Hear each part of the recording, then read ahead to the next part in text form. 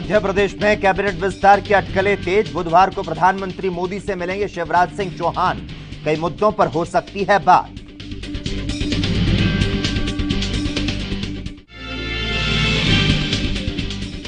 छत्तीसगढ़ की भूपेश सरकार ने लिया बड़ा फैसला। अब निजी स्कूलों के बच्चों को भी मिलेगा महतारी दुलार योजना का लाभ।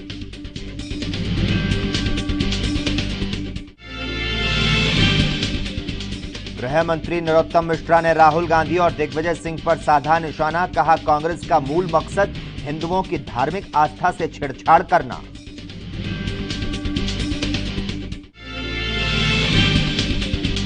और छत्तीसगढ़ में आज से बच्चों को लगाया जा रहा निमोनिया का टीका। स्वास्थ्य मंत्री टीएस सिंहदेव ने किया शुभारंभ।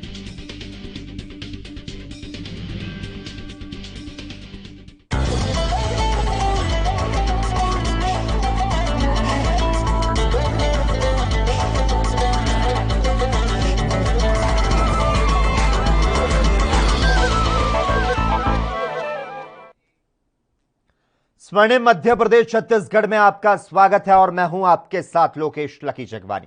खबरों की शुरुआत विस्तार के साथ। केंद्रीय कैबिनेट के विस्तार के चलते प्रधानमंत्री नरेंद्र मोदी भारतीय जनता पार्टी के बड़े नेताओं से मुलाकात कर रहे हैं।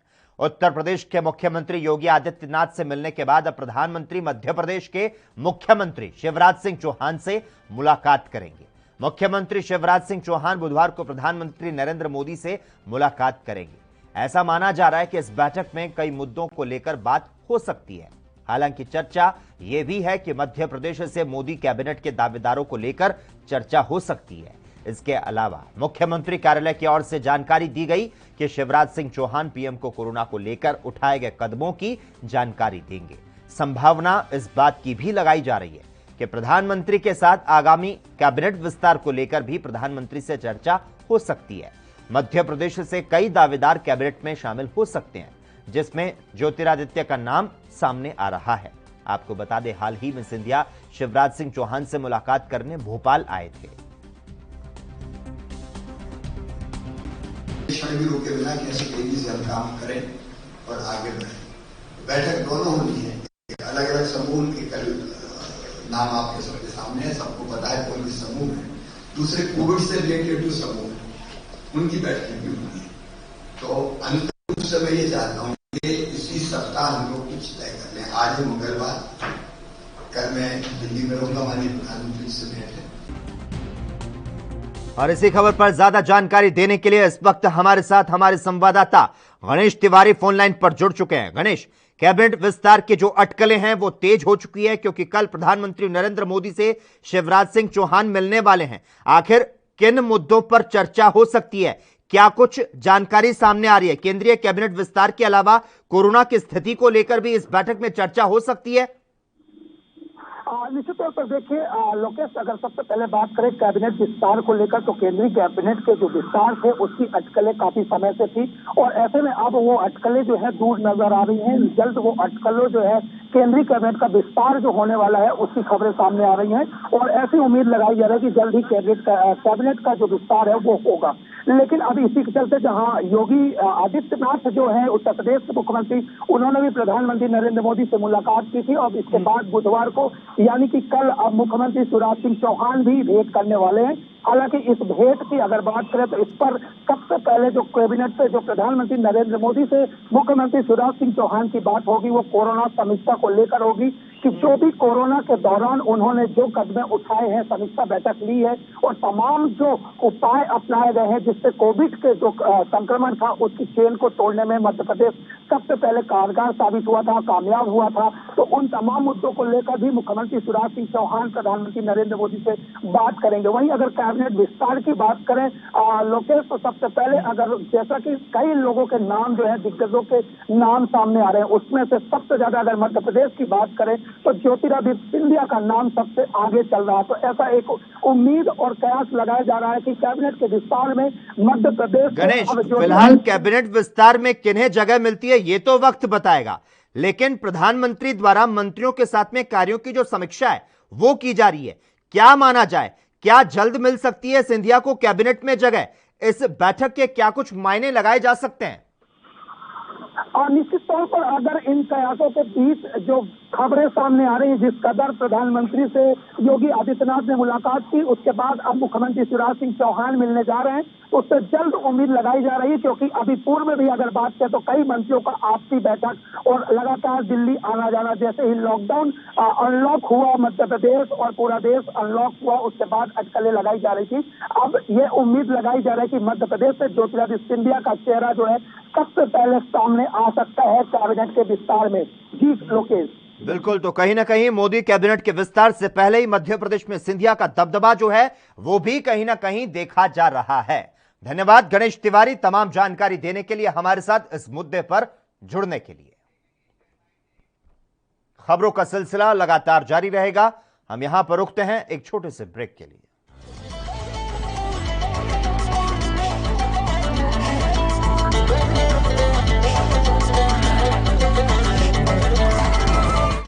कोरोना वायरस ਨੂੰ ਅਸੀਂ ਤਾਂ ਹੀ ਹਰਾ ਸਕਦੇ ਹਾਂ ਜੇਕਰ ਅਸੀਂ ਆਪਣੇ ਵੱਧ ਤੋਂ ਵੱਧ ਟੈਸਟ ਕਰਵਾਵਾਂਗੇ ਤੇ ਵੈਕਸੀਨੇਸ਼ਨ ਲਗਵਾਵਾਂਗੇ। जैसे ਤੁਹਾਨੂੰ ਕੋਈ ਥੋੜੀ ਬਿਮਾਰੀ ਵੀ ਲੱਗੇ, ਤੁਹਾਨੂੰ ਲੱਗੇ ਕਿ ਮੈਨੂੰ ਮੇਰੀ ਛਾਤੀ 'ਚ ਦਰਦ ਹੈ ਜਾਂ ਮੈਨੂੰ ਖਾਂਸੀ ਹੋ ਗਈ ਜਾਂ ਮੈਨੂੰ ਜ਼ੁਕਾਮ ਹੋ ਗਿਆ ਜਾਂ ਮੇਰਾ ਬਦਨ ਦਰਦ ਹੈ, ਤੁਸੀਂ ਵੇਟ ਨਾ ਕਰੋ, ਟੈਸਟ ਕਰਾਓ। ਪੰਜਾਬ ਸਰਕਾਰ ਵੱਲੋਂ ਕੋਰੋਨਾ ਵਾਇਰਸ ਨਾਲ ਨਜਿੱਠਣ ਲਈ ਪੰਜਾਬ ਦੇ ਪਿੰਡਾਂ ਵਿੱਚ ਵੈਕਸੀਨੇਸ਼ਨ ਡਰਾਈਵ ਚਲਾਈ ਗਈ ਹੈ ਤਾਂ ਜੋ 18 ਸਾਲ ਤੋਂ ਉੱਪਰ ਦੇ ਸਾਰੇ ਲੋਕ ਜਲਦ ਤੋਂ ਜਲਦ ਆਪਣੀ ਵੈਕਸੀਨੇਸ਼ਨ ਕਰਵਾ ਸਕਣ। पूरे पंजाब ਦੇ ਪਿੰਡਾਂ ਲਈ ਕੋਵਿਡ ਟੈਸਟਿੰਗ ਕੇਂਦਰ ਸਥਾਪਿਤ ਕੀਤੇ ਗਏ ਨੇ। ਜੇਕਰ ਤੁਹਾਨੂੰ ਬੁਖਾਰ ਜ਼ੁਕਾਮ ਜਿਹੇ ਲੱਛਣ ਮਹਿਸੂਸ ਹੁੰਦੇ ਹਨ ਤਾਂ ਤੁਰੰਤ ਆਪਣਾ ਕੋਰੋਨਾ ਵਾਇਰਸ ਦਾ ਟੈਸਟ ਕਰਵਾਓ। ਕੋਰੋਨਾ ਸੰਬੰਧੀ ਜਾਣਕਾਰੀ ਲਈ 104 ਹੈਲਪਲਾਈਨ ਤੇ ਕਾਲ ਕਰੋ। तो ਤੁਸੀਂ ਪਲੀਜ਼ ਇਸ ਗੱਲ ਤੋਂ ਹੁਣ ਮੇਰੀ ਗੱਲ ਮੰਨੋ ਕਿ ਆਪਾਂ ਪੰਜਾਬ ਨੂੰ ਬਚਾਉਣਾ ਹੈ, ਆਪਣੇ ਪਰਿਵਾਰਾਂ ਨੂੰ ਬਚਾਉਣਾ ਹੈ, ਆਪਣੇ ਪਿੰਡ ਨੂੰ ਬਚਾਉਣਾ ਹੈ, ਤੁਸੀਂ ਆਪਣੇ ਮੁਹੱਲਿਆਂ ਨੂੰ ਬਚਾਉਣਾ ਹੈ। ਤੁਸੀਂ ਜੋ ਦੱਸਿਆ ਡਾਕਟਰਾਂ ਨੇ ਕਰੋ। हिदायतां दी पालना करके आओ मिल के करिए कोरोना ते फतेह। यही है साडा मिशन फतेह। राष्ट्र धर्म रात 8 बजे सिर्फ ANB न्यूज पर। क्या आप दुबले पतले कमजोर हैं, आपकी सेहत नहीं बनती, भूख कम लगती है, वजन नहीं बढ़ता? दरअसल मेन बात खाना पीना खाना नहीं है, मेन बात है खाया पिया लगना। और अगर खाया पिया लगेगा ही नहीं तो सेहत बनेगी कैसे? इसलिए हमारी संस्था सन्यासी आयुर्वेदा ने एक ऐसी दवा बनाई है जो कि आपके पाचन तंत्र को, आपके लीवर सिस्टम को ठीक करने का काम करती है, ताकि आप जो भी खाएं उसका पूरे का पूरा निचोड़ आपके शरीर को लगे, आपकी भूख बढ़े, खाया पिया सही से लगे, नया खून बने, हड्डियों में जान आए, वजन बढ़े, ताकत बढ़े, चेहरे पर नूर आए और आप मोटे तगड़े खूबसूरत पर्सनैलिटी के मालिक बन जाएं। यह दवा पूरी तरह से आयुर्वेदिक होती है। इसका शरीर पर कोई भी साइड इफेक्ट, कोई भी नुकसान या दुष्प्रभाव नहीं होता। लड़के लड़कियां दोनों इसका इस्तेमाल कर सकते हैं और पहले 15 दिन के अंदर ही आपको इसका असर महसूस हो जाएगा। सिर्फ 650 रुपए की पूरे 1 महीने की दवा होती है और आप इसे घर बैठे 011 45 45 45 45 पर फोन करके दवा मंगवा सकते हैं।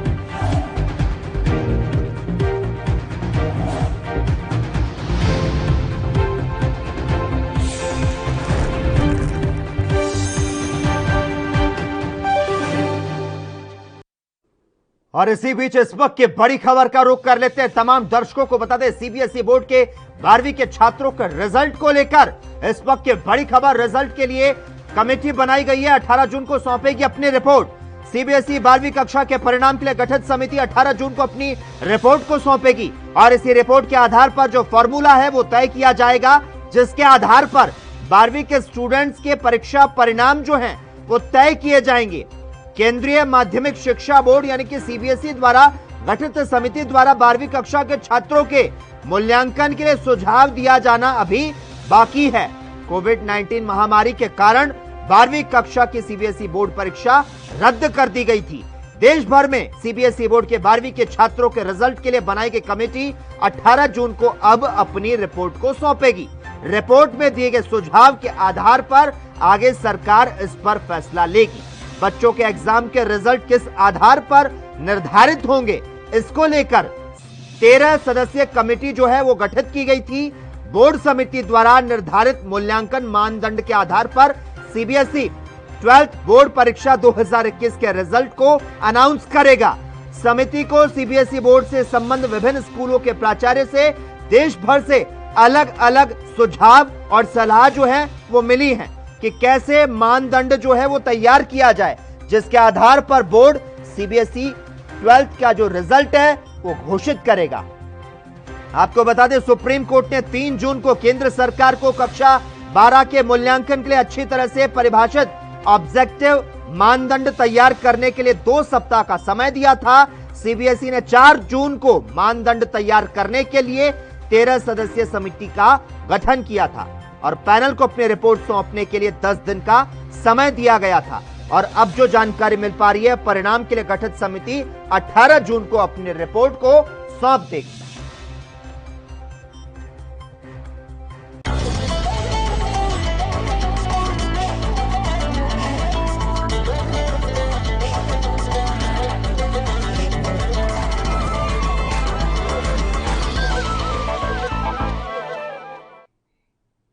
ब्रेक के बाद एक बार फिर से आपका स्वागत है।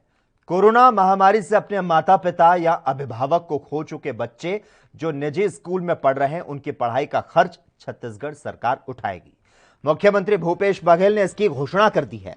उन्होंने कहा कि ऐसे बच्चे जो राज्य सरकार की महतारी दुलार योजना का इन्हें लाभ मिलेगा। प्राइवेट स्कूलों में पिछले 1 साल से पढ़ रहे ऐसे बच्चे उसी निजी स्कूल में या फिर Swami Atmanand English medium school में अपनी इच्छा के अनुसार पढ़ सकेंगे। राज्य सरकार उनके स्कूल की फीस को वहन करेगी। आपको बता दें, राज्य सरकार ने कोरोना महामारी से मृत व्यक्तियों अथवा पालकों के ऐसे बच्चे जो शासकीय स्कूल में अध्ययनरत है, उन्हें निःशुल्क शिक्षा और मासिक छात्रवृत्ति देने के लिए महतारी दुलार योजना प्रारंभ की गई है। मुख्यमंत्री के इस घोषणा के बाद अब शासकीय स्कूल के साथ ही प्राइवेट स्कूल में पढ़ रहे ऐसे बच्चे जिनके माता पिता या फिर पालक की कोरोना महामारी से मृत्यु हो गई, उन्हें महतारी दुलार योजना का लाभ मिलेगा।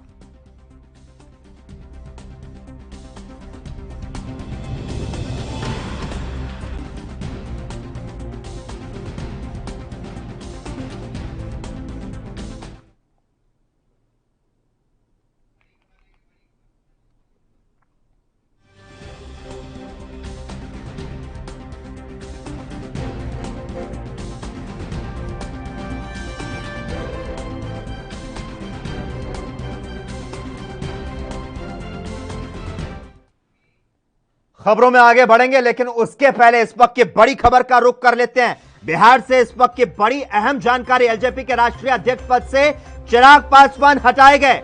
लोक जनशक्ति पार्टी में मचे घमासान के बाद चिराग पासवान को संसदीय दल के नेता के साथ राष्ट्रीय अध्यक्ष के पद से भी अब हटा दिया गया है। चाचा पशुपति कुमार पारस से समर्थित नेताओं ने एलजेपी संविधान का हवाला देते हुए चिराग पासवान को राष्ट्रीय अध्यक्ष के पद से हटाया है। उनका कहना था कि चिराग 3 पदों पर एक साथ काबिज थे। बताया जा रहा है कि 20 जून तक पशुपति कुमार पारस पार्टी के राष्ट्रीय अध्यक्ष की जिम्मेदारी संभाल लेंगे। वहीं चिराग पासवान ने पार्टी के राष्ट्रीय कार्यकारिणी की एक बैठक भी बुलाई है। पटना में चिराग के समर्थकों ने चाचा पशुपति कुमार पारस के खिलाफ नारेबाजी भी शुरू कर दी है, हंगामा भी शुरू कर दिया है। इन तस्वीरों में भी आप देख सकते हैं। बैठक से पहले चिराग ने चाचा के नाम के बेहद भावुक जो है वो ट्वीट भी किए हैं। उन्होंने कहा कि पापा की मौत के बाद आपके व्यवहार से टूट गया हूं। मैं पार्टी और परिवार को साथ में रखने में असफल रहा। चिराग एक पुराना पत्र भी ट्विटर पर शेयर करते नजर आए हैं। आपको बता दें, चिराग पासवान ने अपने ट्वीट पे यह भी लिखा है कि पापा की बनाई पार्टी और अपने परिवार को साथ रखने के लिए मैंने जो प्रयास किए वे असफल रहे। पार्टी मां के समान है और मां के साथ धोखा नहीं करना चाहिए।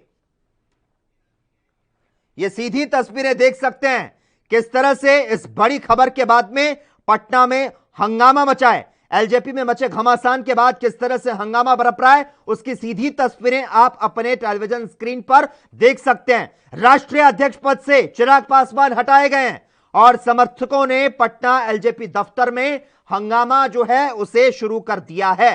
लोक जनशक्ति पार्टी में मचे घमासान के बाद चिराग पासवान पूरी तरह से बैकफुट पर आ गए। उन्होंने ट्वीट करते हुए कहा है कि पार्टी और परिवार को साथ रखने में कहीं ना कहीं असफल साबित हुए हैं। हालांकि चिराग पासवान ने राष्ट्रीय कार्यकारिणी की एक बैठक जो है उसे भी बुलाया है। चिराग ने चाचा के नाम एक इमोशनल लेटर भी लिखा है। लोक जनशक्ति पार्टी में लगातार घमासान मचा हुआ है और इसके बाद चिराग पासवान को संसदीय दल के नेता के साथ ही राष्ट्रीय अध्यक्ष के पद से अब हटा दिया गया है। तो चिराग पासवान के खिलाफ पार्टी में बड़ी बगावत के पीछे का जो अहम कारण माना जा रहा है वो ये कि पिता रामविलास पासवान की मृत्यु के बाद से जो सारे फैसले हैं ये खुद लेने लगे थे और किसी भी सांसद या पार्टी के पदाधिकारी से कोई भी राय नहीं लेते थे। बिहार विधानसभा चुनाव में पार्टी के करारी हार के बाद चिराग पासवान ने एलजेपी के कई नेताओं से दूरी बना ली थी और इतना ही नहीं, सांसदों से भी ना के बराबर मिल रहे थे और अब राष्ट्रीय अध्यक्ष पद से चिराग पासवान हटा लिए गए हैं और चाचा के नाम इन्होंने एक इमोशनल लेटर भी लिखा है।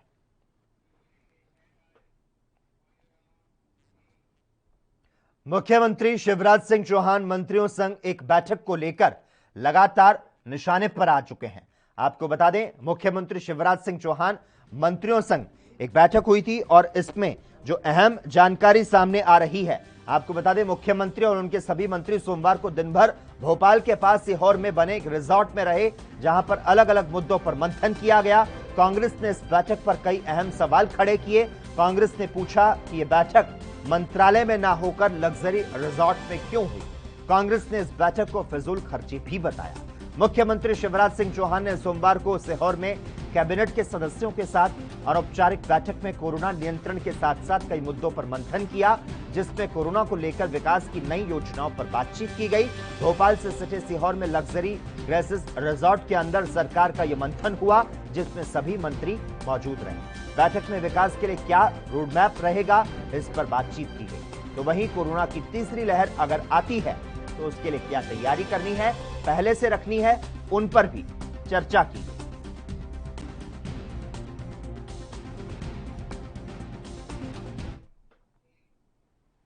मध्य प्रदेश में कोरोना का कहर अब कम होने लगा है। हालांकि इसके बावजूद शिवराज सरकार की ओर से कोरोना संक्रमण पर रोकथाम के प्रयास करने के साथ ही कई योजनाओं को लेकर तैयारियां की जा रही है।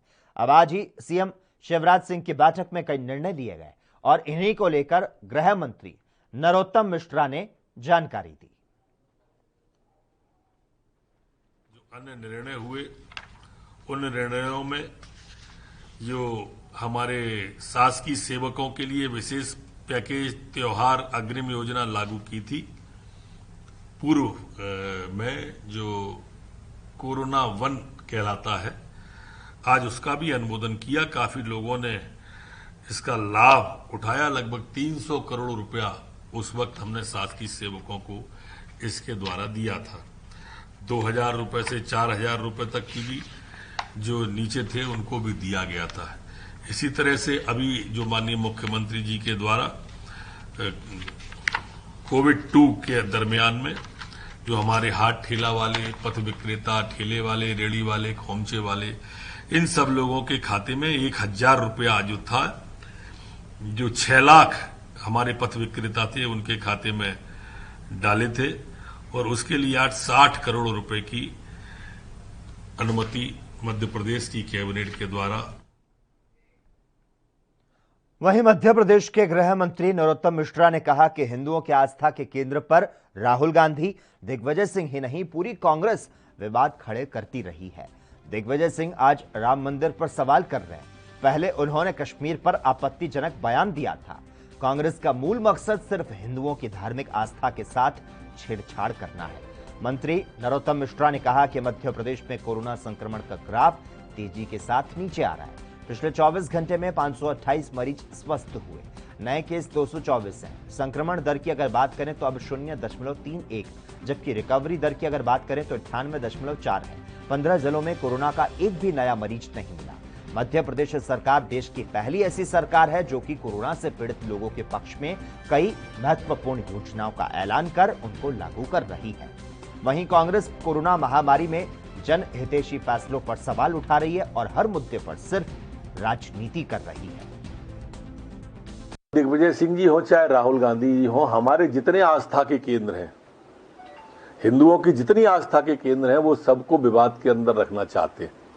आप जिन दिग्विजय सिंह की बात कर रहे हैं, उन्हीं दिग्विजय सिंह ने तारीख पर भी सवाल उठाए थे, आपको ध्यान होगा कि ये तारीख नहीं है और ये मुहूर्त नहीं है।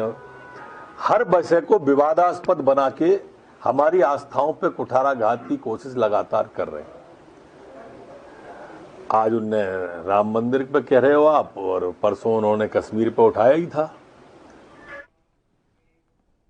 खबरों का सिलसिला लगातार जारी रहेगा। हम यहां पर रुकते हैं एक छोटे से ब्रेक के लिए।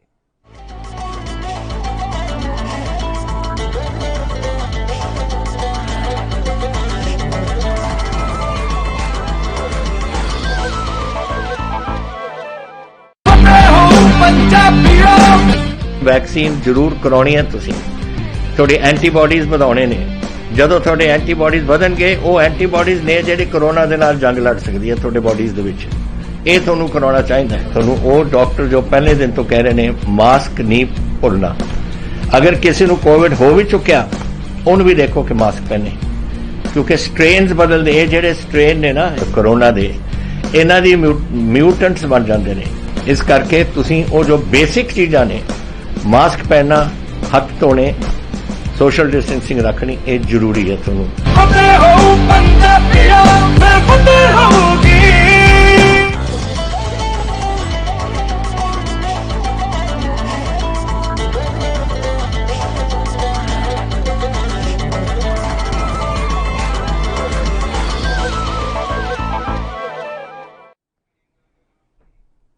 ब्रेक के बाद स्वर्णिम मध्य प्रदेश छत्तीसगढ़ में एक बार फिर से आपका स्वागत है।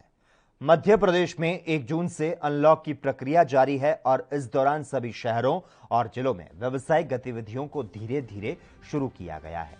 संक्रमण दर कम होने के बाद सबसे आखिर में 12 जून को इंदौर शहर को अनलॉक किया गया।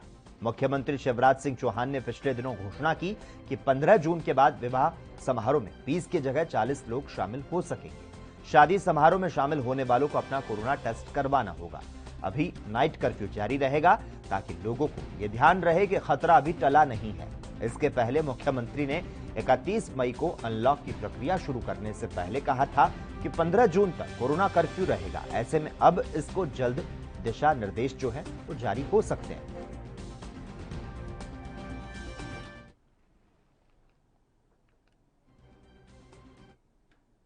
मध्य प्रदेश के उज्जैन में रुदाहेड़ा गांव में चरी के खेत में बकरियां घुसने से नाराज खेत के मालिक ने हंगामा कर दिया और इसके बाद बकरियों के मालिक के परिवार पर लाठी डंडों से हमला कर दिया। इस हमले में 6 लोग घायल हुए, जिन्हें इलाज के लिए जिला अस्पताल भर्ती करवाया गया। उधर मौके पर पहुंची पुलिस टीम मामले की जांच में जुटी। मारपीट, हम तो घर थे, घर से बच्चे को मारा, समझाने गए तो मेरे पे पड़ गए। क्यों मारा? बच्चे के साथ क्यों मारपीट की? वो बकरी जंगल में वो चरी उगी थी, उनके से चली गई थी। वो तो पलटाने गए तो उसको पकड़ के वहीं मारा खूब लपक के। तो हम समझाने गए तो हमें भी मारा खूब। कौन किसने मारपीट की? गब्बर, उनका भाई जीवन, अर्जुन और धर्मेंद्र, जितेंद्र, शिवलाल। इन्होंने पहले शुरू में इन्होंने हमला किया। शुरू में इन्होंने हमला किया और अब ज़्यादा मारने लग गए तो हम भाग गए। मैं खुद भाग गया। फिर कांकड़ पे जाके पकड़ के 25-30 जने आए, दोनों हाथ तोड़ दिए मेरे।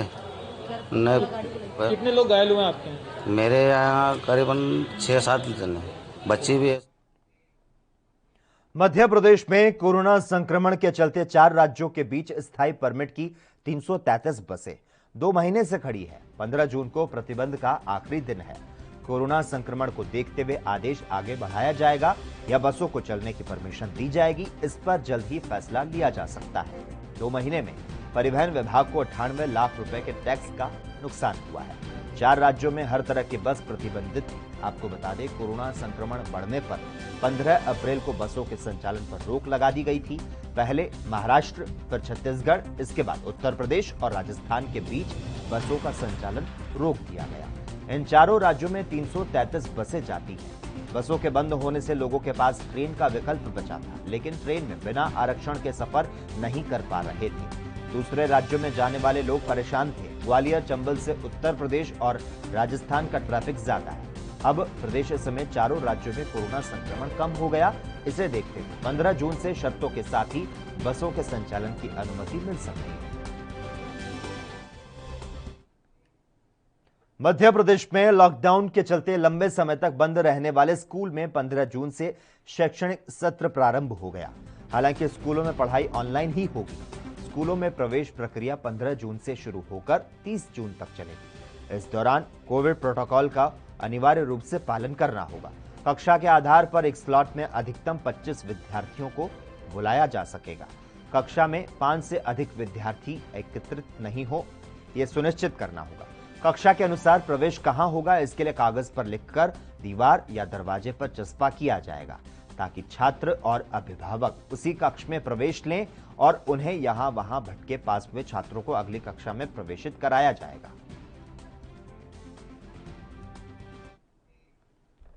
छत्तीसगढ़ में सभी सरकारी अस्पताल में मंगलवार से पहली बार निमोनिया टीकाकरण की शुरुआत हुई। स्वास्थ्य मंत्री टीएस सिंहदेव ने दोपहर 12 बजे से वर्चुअल माध्यम से सभी जिलों में टीकाकरण का शुभारंभ किया। निमोनिया टीकाकरण के लिए केंद्र सरकार ने पहले ही 68,000 निमोनिया के टीके राज्य को दिए। सभी जिलों के सरकारी अस्पतालों में जरूरत के आधार पर टीका वितरण किया गया। स्वास्थ्य विभाग के मुताबिक राज्य में हर साल 6 लाख बच्चों को जो जन्म होता है, वहीं 0 से 5 के 35,000 से अधिक बच्चों को बीमारी से मौत होती है। इसमें 15% बच्चों में मृत्यु की वजह निमोनिया है। क्योंकि अब तक निमोनिया का टीका प्राइवेट अस्पतालों में उपलब्ध होता है, ऐसे में अधिकतम 10% बच्चों को ये टीका उपलब्ध हो पाता था। लेकिन अब सरकार की ओर से टीकाकरण कार्यक्रम में इसे शामिल करने के बाद प्रत्येक सरकारी अस्पताल और स्वास्थ्य केंद्र में ये टीका निःशुल्क लगाया जाएगा। बच्चों को निमोनिया का टीका जन्म के 6 सप्ताह, 14 सप्ताह और 9 महीने बाद लगेगा। रेलवे की ओर से कोरोना की दूसरी लहर में बंद की गई इंदौर जयपुर एक्सप्रेस को 19 जून से फिर से शुरू किया जाएगा। ये ट्रेन सप्ताह में 2 दिन चलेगी। जानकारी के अनुसार जयपुर से यह ट्रेन 18 जून से चलेगी। इंदौर से यह ट्रेन 19 जून को रवाना होगी। इसका संचालन हर शनिवार, सोमवार को इंदौर से होगा। आम दिनों में इस ट्रेन में यात्रियों की आवाजाही काफी अधिक होती है। ट्रेन में साल भर वेटिंग रहती है। कोरोना की दूसरी लहर में यात्रियों ने राजस्थान में मामले बढ़ते हुए देख इसमें यात्रा करना कम कर दिया, जिससे पहली बार इस ट्रेन में सीटें नहीं भर पा रही थी। इसी को लेकर ट्रेन का संचालन बंद कर दिया गया। अब जब दूसरी लहर पर नियंत्रण हो रहा है और कोरोना के मामलों में कमी आ रही है, तो रेलवे अपनी ट्रेनों को एक बार फिर से शुरू कर रहा है। इंदौर में अगले 2 से 3 दिन में मानसून के आने की संभावना है। मौसम वैज्ञानिकों के मुताबिक जिस तेज गति से मानसून बढ़ रहा था, उसके कारण मध्य प्रदेश के कुछ हिस्सों में मानसून 3 से 4 दिन पहले पहुंच गया।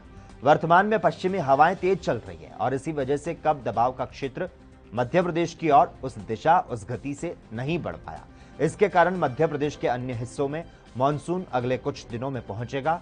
यही वजह है कि इंदौर में जहां मानसून अब तक पहुंचने की संभावना जताई गई थी, वहीं अब मौसम विज्ञानी अगले 2 से 3 दिन में मानसून के आगमन की बात करते नजर आ रहे हैं।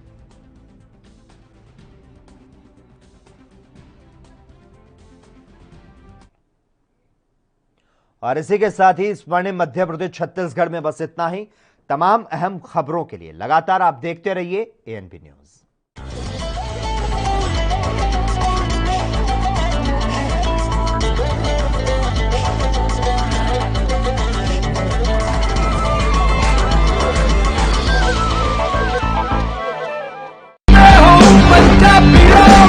रूरल कोरोना वॉलंटियर्स कह के एक 7 ਬੰਦਿਆਂ ਦਾ ਗਰੁੱਪ ਹਰ ਪਿੰਡ ਦੇ ਵਿੱਚ ਬਣਾਇਆ ਜਾਏ। ਉਹ 7 ਮੈਂਬਰ ਦਾ ਗਰੁੱਪ ਆਪਣੇ ਪਿੰਡਾਂ ਦੇ ਵਿੱਚ ਘੁੰਮੇ ਔਰ ਇਹਦੇ ਵਿੱਚ ਉਹਨਾਂ ਨੂੰ ਐਮਫਸਾਈਜ਼ ਕਰਨਾ ਚਾਹੀਦਾ ਹੈ ਟੈਸਟ ਕਰੋ, ਜੈਸੇ ਮੈਂ ਤੁਹਾਨੂੰ ਦੱਸਿਆ।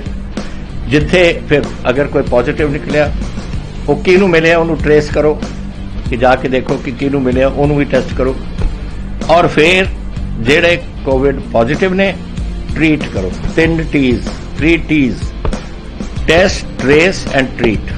ये चीज़ां अगर आप कर सकिए तो तुसी देखो ये अपने पिंड और मोहल्ले कंट्रोल आ सकती है।